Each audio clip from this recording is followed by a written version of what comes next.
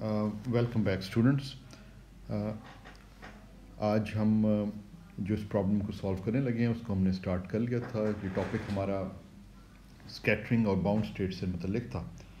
Excuse me. जो situation हम consider कर रहे हैं उसमें हमने ये डिफ़ाइन किया था कि अगर total energy of the particle is less than zero, basically हमने जो है potential energy far away from the origin, आप समझ लें एक्स एक्सिस की हम बात कर रहे हैं वन डायमेंशन में, उसको हमने ज़ीरो ले लिया था। तो if the total energy is less than zero, that basically means that the particle can not escape from that potential. तो ये बाउंड स्टेट से कॉरस्पॉन्ड करेगा। And if E is greater than zero then it corresponds to scattering state. तो आपके दो situations हैं। आपको bound state solutions भी मिल सकते हैं फॉर अ गिवन पोटेंशियल, और आपको जो है वो स्कैटरिंग स्टेट सॉल्यूशंस भी मिल सकते हैं। ये कंडीशंस देखनी पड़ेंगी। If E is less than zero, where we have defined the potential at infinity, positive and negative infinity, as zero.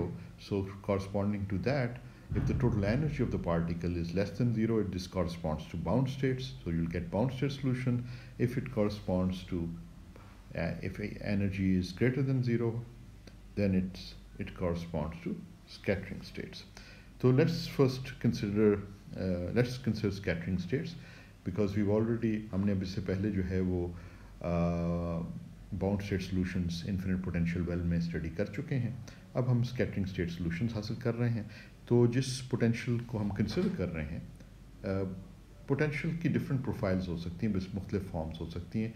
वो पोजीशन पे डिफरेंट फॉर्म में जो है वो डिपेंड कर सकता है। इस वक्त हम जिसको देख रहे हैं वो एक स्क्वायर पोटेंशियल है, और ये पोटेंशियल वेल है।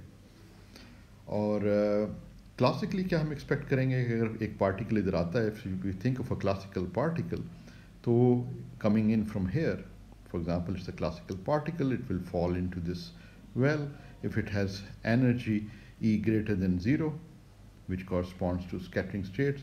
Let's say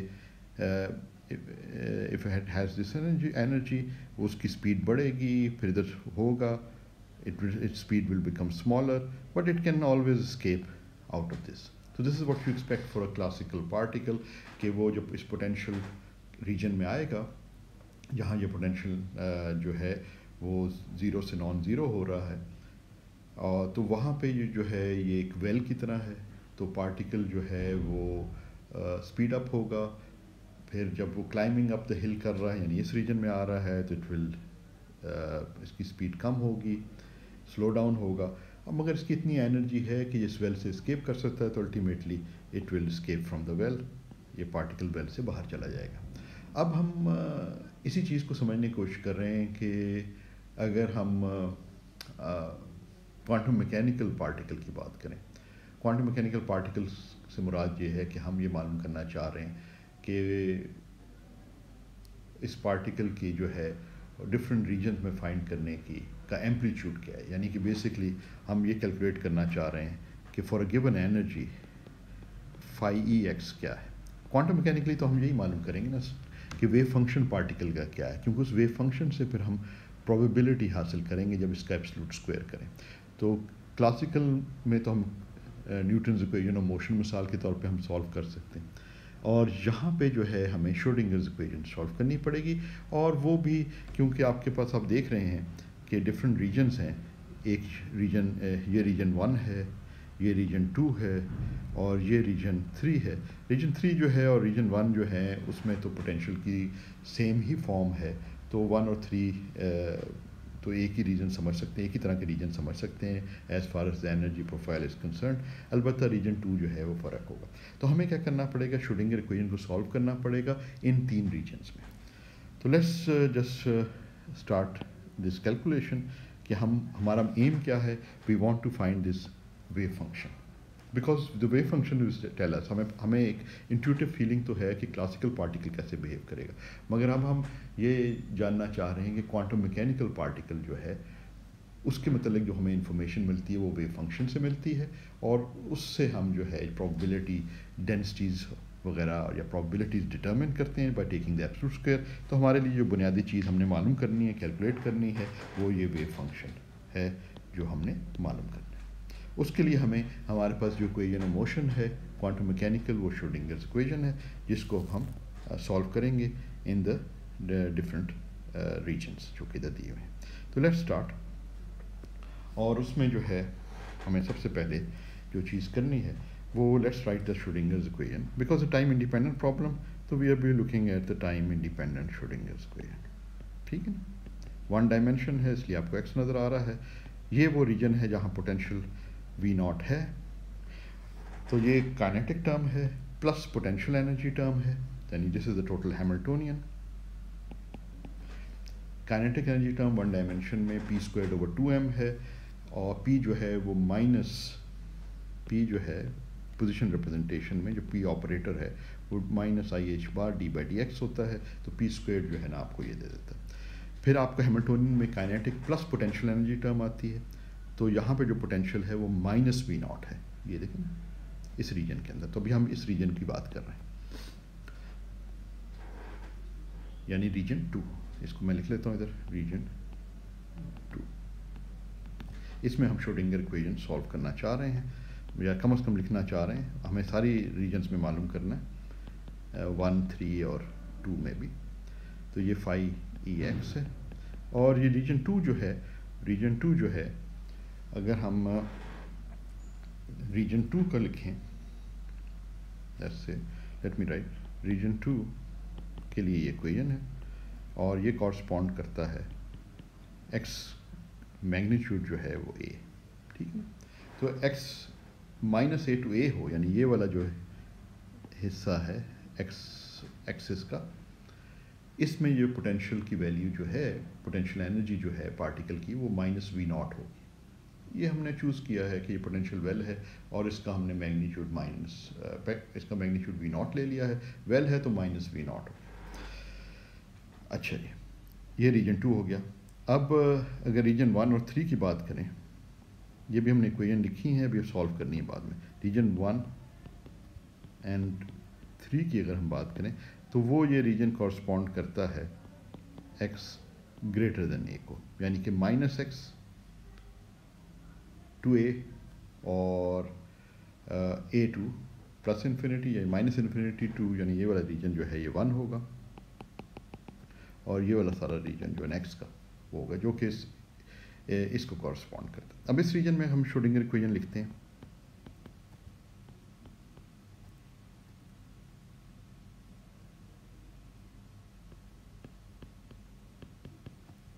पोटेंशियल ये काइनेटिक टर्म है। अब इस रीजन में पोटेंशियल जो है ना वो ज़ीरो है, ठीक है ना। ये पोटेंशियल जो है इस तरीके से जा रहा है। चलो इसे थोड़ा सा मैं let me just erase all of this ताकि कंफ्यूजन ना हो। अब इस रीजन में लेट्स से इस रीजन में जो है ये पोटेंशियल की फॉर्म ये है, पोटेंशियल जो है, ओहो ये तो नज़र ही नहीं आ रहा। पोटेंशियल की फॉर्म जो है, चले मैं इस तरह लिखता हूँ, इस ये देखते हैं ये नज़र आता है, हाँ ये कुछ नज़र आता है। ये पोटेंशियल जो है ना ज़ीरो है, इधर भी ज़ीरो है, इस तरह ज़ीरो जा रहा है इस सारे रीजन में, extending towards this, and it becomes this in this middle region, region 2 जो है। तो इस रीजन में जो है जब हम 1 को देखें या 3 को देखें, तो वहाँ पोटेंशियल एनर्जी जो है कि कंट्रीब्यूशन ज़ीरो है। तो यहाँ पे ज़ीरो लिखना चाहें तो ज़ीरो लिख लें, वरना लिखने की तो कोई ज़रूरत नहीं है। तो ये बेसिकली फाई सिर्फ काइनेटिक टर्म है, ठीक है।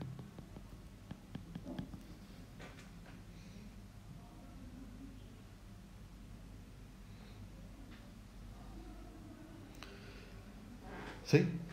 अच्छा, अब हमारे पास जो है ये इसमें हम जो है आप देख रहे हैं कि ये हम डिफाइन कर सकते हैं। We can define the following,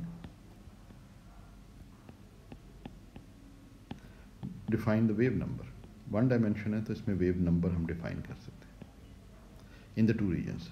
एक उससे थोड़ा सा ये जब नीटली लिखी जा सकती है कोई, तो ये 2m e over h bar square को हम, ये वेव नंबर है, और ये हमारे पास जो है इस रीजन में, जब हम रीजन 1 और 3 में जब हम बात कर रहे हैं, तो फिर हम ये 2m, ये जो सारा प्रीफैक्टर आ रहा है ना, इसके साथ इधर मल्टीप्लाई कर देते हैं, तो उससे जो है एक सिंपलर फॉर्म आ जाएगी। रीजन 2 यानी ये वाली जो इक्वेशन है, इसकी ये फॉर्म बन जाएगी।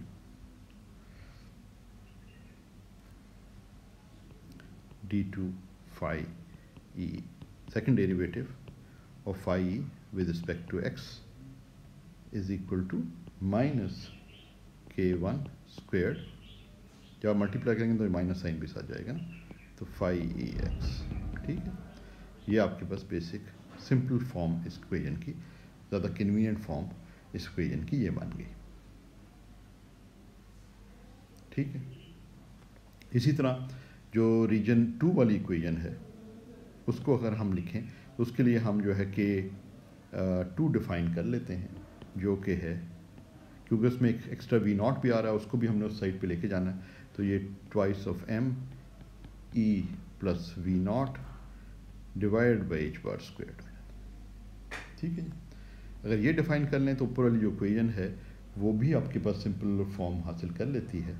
और वो जो है, अब ये रीजन 2 वाली इक्वेशन की हम बात कर रहे हैं, वो जो श्रोडिंगर इक्वेशन है, टाइम इंडिपेंडेंट श्रोडिंगर इक्वेशन, वो एक ये कन्वीनियंट फॉर्म ले लेती है।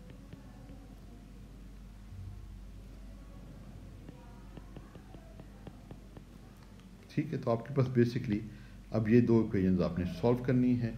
ये जो इक्वेशन है आपके पास वो region x greater than a वाले में है, और ये जो है x लेस देन a वाले रीजन में। ठीक है, अब बेसिकली आपका काम ये बन गया कि इस इक्वेशन को हमने सॉल्व करना है। ठीक है,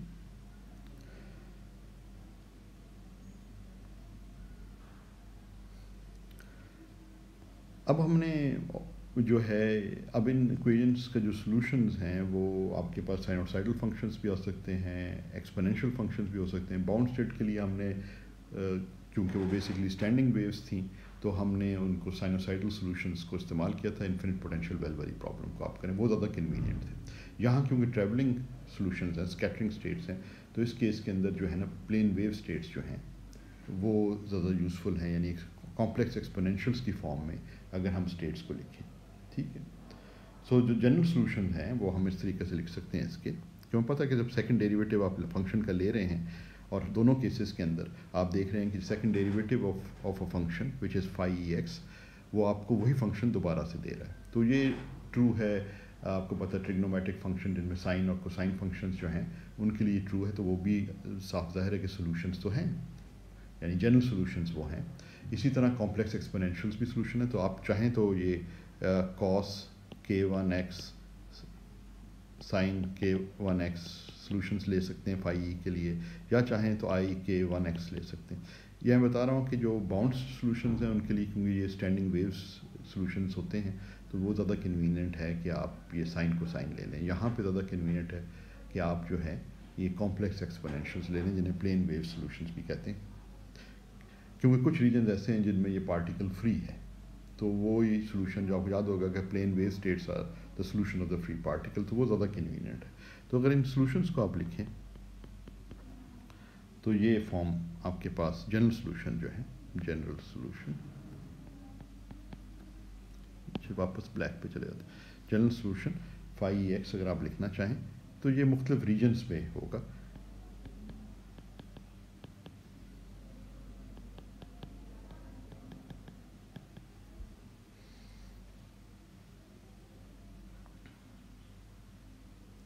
क्योंकि सेकंड ऑर्डर डिफरेंशियल इक्वेशन है, तो दो अननोन कोएफिशिएंट्स हैं हर सॉल्यूशन में, a और b, और वो बाउंड्री कंडीशन से डिटरमिन होंगे। तो ये है for x is less than minus A region 1 के लिए। इसी तरह हम लिख सकते हैं रीजन, सॉरी इधर k1 होना चाहिए, यस k1, k2x, क्योंकि उसमें k1 है ना वेव नंबर इन रीजन 1, और इधर एक और कोएफिशिएंट्स बदलने पड़ेंगे, i k2x, और ये है माइनस ये रीजन 2 है। ठीक है, और इसी तरह आपके पास f एक्सपोनेंशियल i, अब रीजन 3 में भी जो वेव नंबर है वो k1 है, इसलिए यहाँ k1 लिख दिया, और ये कोएफिशिएंट्स जो हैं वो हम फ़र्क लिख रहे हैं, और ये जो है x ग्रेटर देन ये। तो बेसिकली आपके पास ये रीजन 1 के लिए जब आप डिफरेंशियल को सेकंड ऑर्डर डिफरेंशियल को सॉल्व कर रहे हैं, तो ये रीजन 1 के सॉल्यूशंस आप ले रहे हैं कि ये फॉर्म हो सकती है सॉल्यूशंस की। और इसमें अब आप ए और बी जो है बाउंड्री कंडीशन से फिक्स करेंगे तो आपको वो पर्टिकुलर बाउंड्री कंडीशंस को सामने रखते हुए सॉल्यूशन मिल जाएगा। इसी तरह सी और डी, इसी तरह रीजन 2 के लिए और इसी तरह रीजन 3 के लिए। अब जो बेसिक काम हो गया कि ये जो है ये अगर हम ये सॉल्यूशंस जो हैं ये इन दो डिफरेंशियल इक्वेशंस के, अब बेसिकली काम तो मैथमेटिकल काम है लेकिन इसमें फ़िज़िक्स की इंट्यूशन जो है वो शामिल होती रहेगी। अब हमारे पास बेसिक जो चीज़ हमें मालूम करनी है वो हमारे पास जो अननोन्स है ना, एसेंशली वो अननोन्स हमारे पास जो हैं वो हैं, लेट्स रेड हेयर, अननोन्स हैं 1 2 3 4 5 6 ये कोफिशिएंट्स हैं। और एक और अननोन जो हमारे पास है वो energy. Energy is also an unknown. Energy we don't know what the energy of the system is, वो भी हमारे लिए एक अननोन है। तो इसका मतलब है 7 अननोन्स है।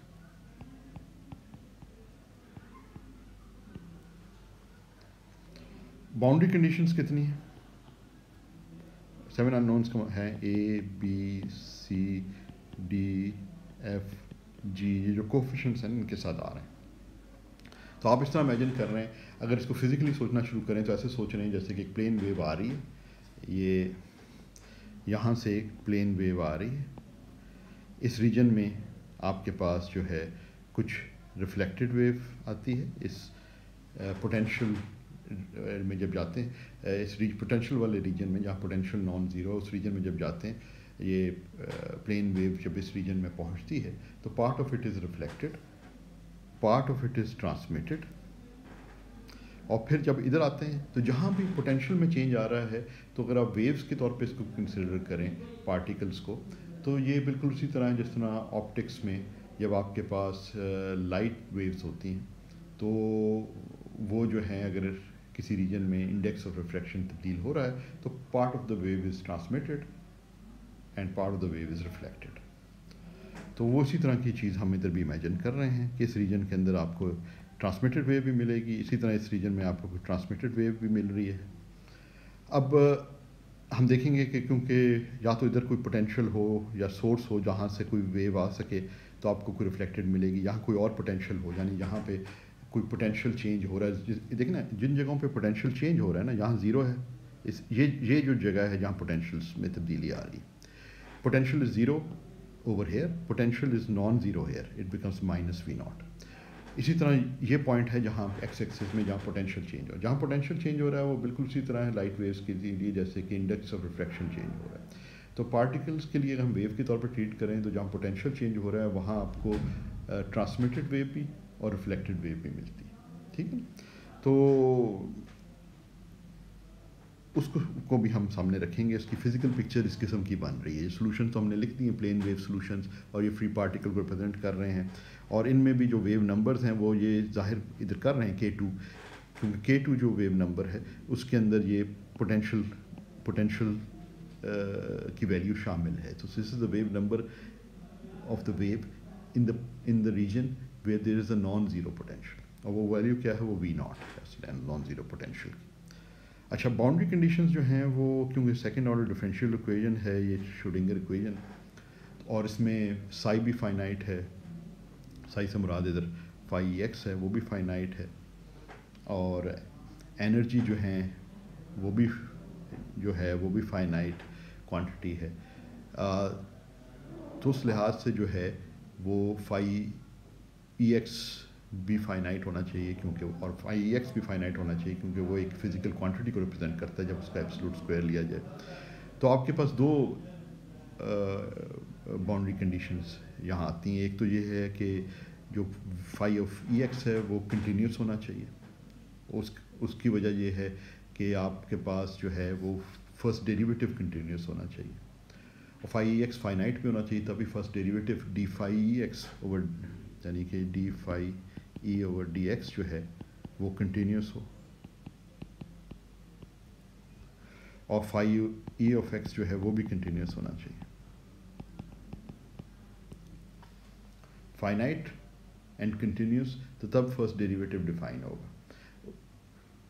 यानी वो सिंगुलर नहीं रहेगा। और फिर उसी अगर ये डी फाई फर्स्ट डेरिवेटिव और कंटिन्यूस है तो तभी आप उसका सेकंड डेरिवेटिव ले सकते हैं, तभी ये डिफरेंशियल इक्वेशन जो है वो मैथमेटिकल सेंस उसका बन सकता है। तो जो बेसिक आपके पास बाउंड्री कंडीशंस हैं वो ये दो बाउंड्री कंडीशंस हैं कि जो वेव फंक्शन है वो कंटिन्यूस होना चाहिए at the boundaries and it's first derivative should also be continuous at the boundaries. तो वाकई बाउंड्रीज किधर हैं, वो वही स्पॉट्स हैं जो मैंने थोड़ी देर पहले बताए थे आपको कि this is the boundary where the potential is changing. तो इन दोनों पॉइंट्स पर x is equal to minus a और x is equal to plus a points जो हैं, these are the boundaries where the potential is changing, उसको हम boundary कह रहे हैं। और तो वहाँ पे जो है ये फर्स्ट डेरिवेटिव भी कंटिन्यूस होना चाहिए और the wave function should also be continuous.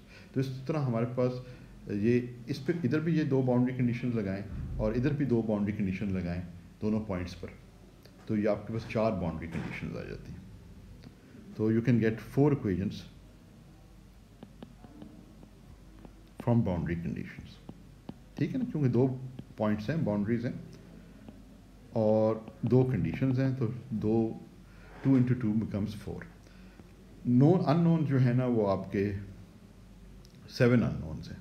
तो आपके इसका मतलब है कुछ मज़ीद इन्फॉर्मेशन चाहिए जिससे आप किसी तरीके से ये जो अननोन्स हैं, जो 7 अननोन्स हैं, इनको आप रिड्यूस करके किसी तरीके से 4 पे ले आएँ, या फिर कहीं और इन्फॉर्मेशन आपके पास हो जिनको इस्तेमाल करके आप उनको और इक्वेशंस बना सकें बाउंड्री कंडीशन से जो इक्वेशंस हासिल हो रही हैं, जो इनको इन कोफिशिएंट्स को रिलेट कर रही हैं। इनके अलावा कोई और इक्वेशंस भी आपके पास आएँ ताकि आपके पास ये जो है ये कोफिशिएंट्स आप डिटरमिन कर सकें।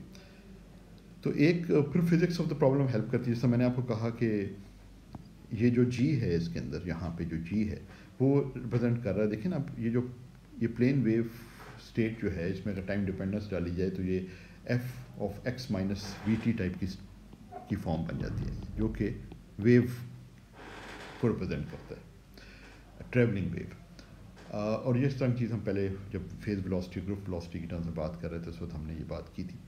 तो एसेंशली ये जो माइनस के एक्स एक्सपोनेंट में माइनस के एक्स आ रहा है ना, माइनस के 1x या माइनस के 2x, ये जो है ना it represents the wave moving to the left. अच्छा, अब यहाँ पे तो आपको एक बाउंड्री पे रिफ्लेक्टेड वेव भी मिल गई और कोई और कलर देखता हूँ, बाउंड्री पे आपको एक रिफ्लेक्टेड वेव भी मिल गई और ये ट्रांसमिटेड वेव भी मिल गई, ये ट्रांसमिटेड वेव भी मिल गई, किधर गए, ट्रांसमिटेड वेव भी मिल गई। लेकिन ये जो आपके अगर इधर आप एक रिफ्लेक्टेड वेव की बात करते हैं तो ये रिफ्लेक्टेड वेव कहाँ से आ रही है? कोई या तो ये होगा कि इधर कहीं और इस रीजन के अंदर टू द राइट कहीं पे कोई पोटेंशियल में तब्दीली आई हो जिसकी वजह से कोई रिफ्लेक्टेड पार्ट भी आपको मिले, या कुछ सोर्स हो जहाँ से ये आ रही हो, क्योंकि यहाँ से तो हम ले सकते हैं कि देयर इज़ सम सोर्स जिससे ये पार्टिकल्स आ रहे हैं, मगर या तो आपने वहाँ भी सोर्स रखी। तो हम ऐसा कोई इमेजिन नहीं कर रहे, हम नहीं इमेजिन कर रहे कि कोई सोर्स उधर है, हम सिर्फ ये कह रहे हैं कि ये जो है सोर्स लेफ़्ट साइड पर ही है, ये एक सिंगल सोर्स है जो कि पार्टिकल्स इमिट कर रही है। तो इसको सामने रखते हुए ये जो जी है इसको हम जी को हम जो है वो ज़ीरो ले सकते हैं। तो एक हमने जो कोफिशिएंट है उसको हमने ख़त्म कर दिया। मगर अभी भी प्रॉब्लम पूरी तरह नहीं सॉल्व हुई, क्योंकि हमारे पास अभी भी जो है वो जो है अभी भी जो है ना हमारे पास ये कोफिशिएंट ज़्यादा हैं और हमारे पास जो है वो इक्वेशंस कम है। तो अब हम उसमें चीज़ ये करेंगे कि एक तो हम ये करेंगे, अच्छा इसमें मैंने एक कोफिशिएंट लिखा नहीं, ये मुझे लिखना चाहिए था, मैंने मेंशन किया था कि एनर्जी भी एक अननोन कोफिशिएंट अननोन क्वांटिटी है। तो अब हम क्या करेंगे कि तभी 7 बनते हैं ना, ए बी सी 3 4 5 6 7, तो जी अब कम हो गया तो 7 से 6 रह गए, 7 से 6 हो गए,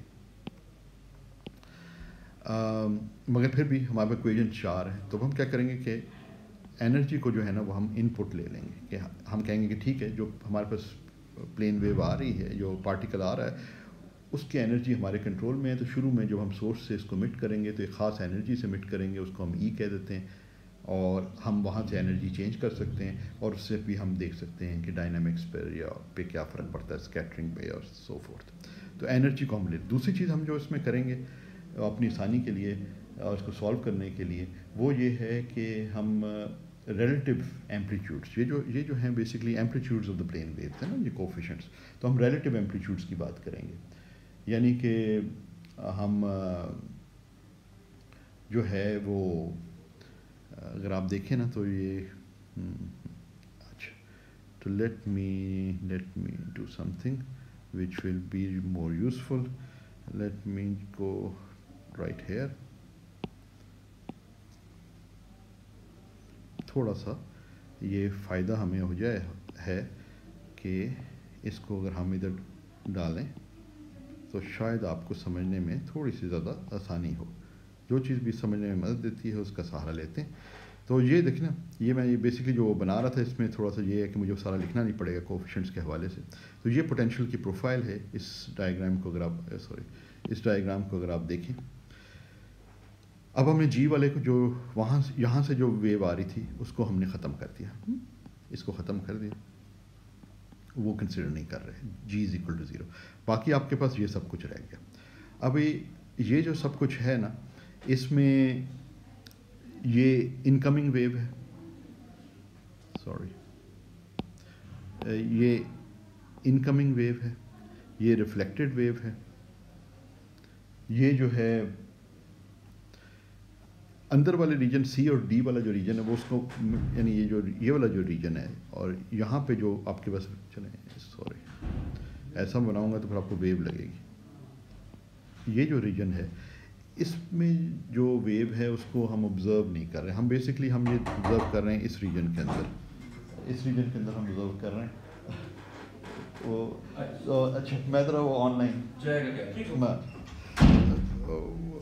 तो वो जो है इस रीजन के अंदर हम जो है ना वो कंसिडर नहीं कर रहे, हम सिर्फ इस रीजन को कंसिडर कर रहे हैं कि यहाँ पे हम पार्टिकल की जो ट्रांसमिशन मालूम करें। समझ लें कि हमारा डिटेक्टर इस रीजन में लगा हुआ, इस रीजन में सोर्स है हमारी, ठीक है, और इस रीजन में हमारा डिटेक्टर है, बीच वाला रीजन है नहीं। तो सी और डी को हम किसी तरीके से एलिमिनेट करके ये चीज़ हम मालूम करेंगे।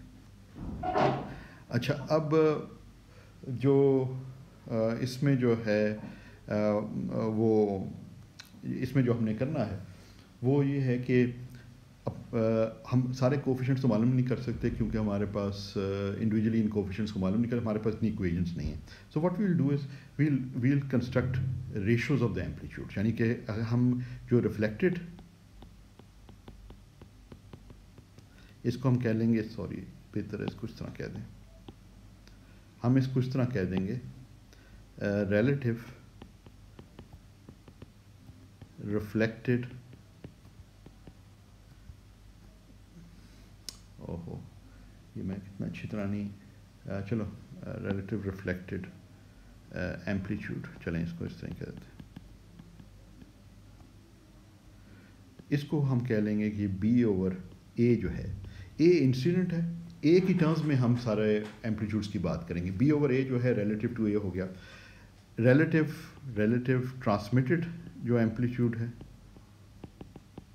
ट्रांसमिटेड जो एम्पलीट्यूड है वो ये है कि इस बेल से ट्रांसमिट हो गया आगे, तो वो जो एम्पलीट्यूड है वो हम डिफाइन कर लेंगे, वो भी रिलेटिव है, relative to the incident amplitude, कि इंसिडेंट वेव का जो एम्पलीट्यूड है उसके साथ हम कर देंगे।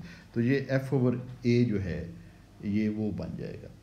तो अगर हम वो करें उस फॉर्म में इसको करें तो, और ये बाउंड्री कंडीशंस वगैरह लगाएं, तो अब मैं थोड़ा सा इधर जो है थोड़ा सा स्किप कर रहा हूँ, और वो ये है कि वो बाउंड्री कंडीशंस और ये चीज़ें लगाएं तो हम जिस चीज़ में हम इंटरेस्टेड हैं वो हम रिलेटिव ट्रांसमिशन प्रोबेबिलिटी है। अच्छा, रिलेटिव, हम जिस चीज़ में इंटरेस्टेड हैं वो रिलेटिव ट्रांसमिशन प्रोबेबिलिटी है।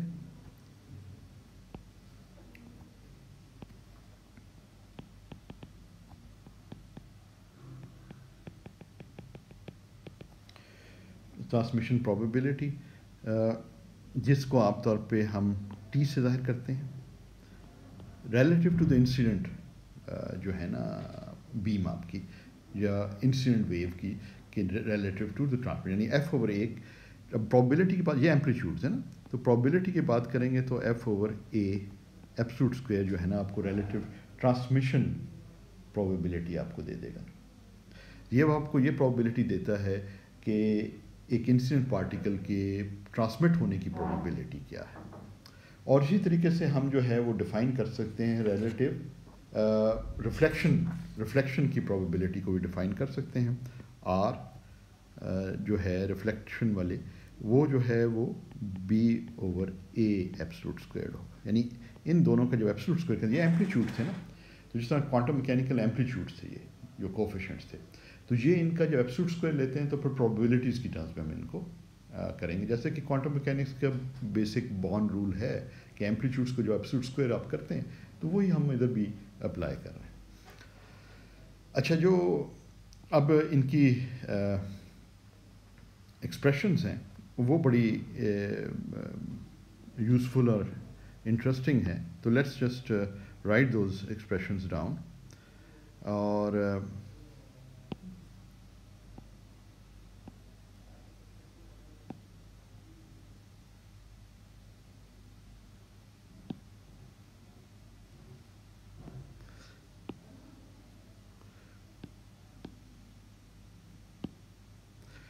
ये ट्रांसमिशन की जो है, और इसी तरह आप रिफ्लेक्शन वाली भी बुक में देख सकते हैं। ये किया क्या है कि वो बेसिक आपने जो है, चलें वो फिर वो भी दिखा देते हैं। बेसिकली जो आपने इधर किया है वो ये है कि ये अब आपके पास अगर आपको नज़र आ रहा है तो ये आपके पास जो है ना बेसिकली ये आपके पास 3 रीजन्स में इक्वेशंस आ गई। जी को 0 कर दिया तो यहाँ खाली ये बच गई टर्म, ठीक है। पिछले जो भी हमने की थी बात वही बिल्कुल उससे कर रहे हैं। आगे आपने जो है वो माइनस ए पे बाउंड्री कंडीशंस लगानी है कि ये कंटिन्यूस हो। कंटिन्यूस होने का मतलब ये जहाँ पे एक्स आ रहा है वहाँ पे आपने माइनस ए डालना शुरू कर देना। जब इधर माइनस ए डालेंगे तो माइनस आई के ए आ जाएगा, माइनस आई के ए आ जाएगा। फिर इसमें आपने लेफ्ट हैंड साइड पे माइनस ये बार डालना है, फिर इसको मैच करना है इसके साथ, यानी इन दोनों को मैच करना है x is equal to minus a पे, और इन दोनों को मैच करना है x is equal to plus a पे। तो ये फिर आपके पास 4 इक्वेशंस आ जाती हैं। और अगर आप ये होमवर्क प्रॉब्लम सॉल्व करें जो कि आपका होमवर्क है तो आपके पास ये और ये रिजल्ट्स आ जाएंगे। इन्हीं का एब्सोल्यूट स्क्वायर करते हैं आपको ये ट्रांसमिशन और रिफ्लेक्शन एम्पलीट्यूड्स मिल जाते हैं। अच्छा, अब ख़ास चीज़ क्या है इन रिफ्लेक्शन और ट्रांसमिशन एम्पलीट्यूड्स की कि ये एक्सप्रेशन अभी हम देख रहे थे, ये वाली एक्सप्रेशन, ठीक है ना। अच्छा, इस एक्सप्रेशन को अगर आप प्लॉट करें, सिर्फ टी को देखें, ये वाली इसको देखें, ये function of E over V naught लिया हुआ है, तो इसको अगर आप प्लॉट करें तो आपके पास जो है इस किस्म की फॉर्म बनती है, यानी कि लार्ज एनर्जी पे आप चले जाएं तो ये 1 के करीब पहुंच जाएगी प्रोबेबिलिटी, ठीक है ना, इट इज़ अप्रोचिंग 1। तो वो तो इट मेक्स सेंस कि अगर आपके काफ़ी लार्ज एनर्जी है तो potential well will become insignificant and the particle will be transmitted through. अगर स्मॉल एनर्जी है रिलेटिव टू वी नॉट, ई और वी नॉट अगर स्मॉल है तो ये जो ट्रांसमिशन प्रोबेबिलिटी है वो इस रीजन, ये रीजन आ जाएगा, ये इस तरह ऊपर की तरफ जा रही है तो ये काफ़ी स्मॉल हो जाएगी। वो भी समझ में आता है और वो नहीं समझ में आता वैसे, क्योंकि आपने एनर्जी जो है वो वी नॉट से ज़्यादा ली हुई है, तो why would you get very small transmission. अब हो क्या रहा है कि रिफ्लेक्शन कोफिशिएंट जब आप देखते हैं तो टोटल जो है टी प्लस आर, यानी पार्टिकल जो है तो ट्रांसमिट होगा या रिफ्लेक्ट होगा, तो दोनों जो है ना ऐड होकर प्रोबेबिलिटीज़ वो 1 होनी चाहिए। तो वो ये basically result T plus R is equal to 1। तो जहाँ पे ट्रांसमिशन स्मॉल है, यानी मिसाल के तौर पे ट्रांसमिशन प्रोबेबिलिटी स्मॉल है, वहाँ रिफ्लेक्शन प्रोबेबिलिटी लार्ज है, such that T plus R has to be equal to 1 because ये प्रोबेबिलिटीज़ है। अच्छा, अब हम ये देख रहे हैं कि जहाँ पे ये ट्रांसमिशन स्मॉल है कम एनर्जी के लिए, वहाँ रिफ्लेक्शन लार्ज है, ये वाले रिफ्लेक्शन वाला कर्व है, ठीक है। एक ऊपर से स्टार्ट हो रहा है, एक नीचे से स्टार्ट हो रहा है। तो लो एनर्जी के लिए आपके पास ट्रांसमिशन स्मॉल है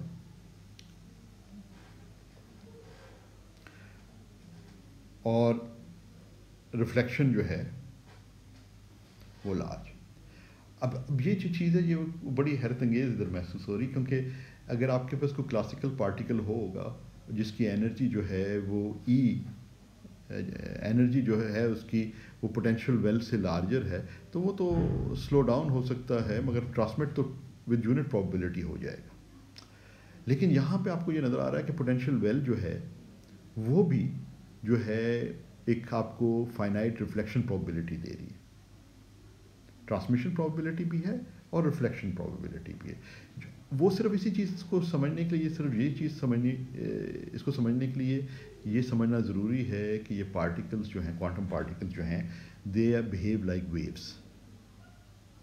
और इसीलिए जिस तरह एक वेव जो है किसी ऐसे रीजन से किसी दूसरे रीजन में ट्रेवल करती है जहाँ पे इंडेक्स ऑफ रिफ्रैक्शन का फ़र्क है, तो ट्रांसमिशन और रिफ्लेक्शन मिलती है। तो potential for a particle in quantum mechanics is very similar because quantum mechanics is also waves. तो ये सिमिलरिटी ऑप्टिक्स के साथ बड़ी गहरी है, इस सेंस में सोचने की ज़रूरत है। गौर करें इस बात पर।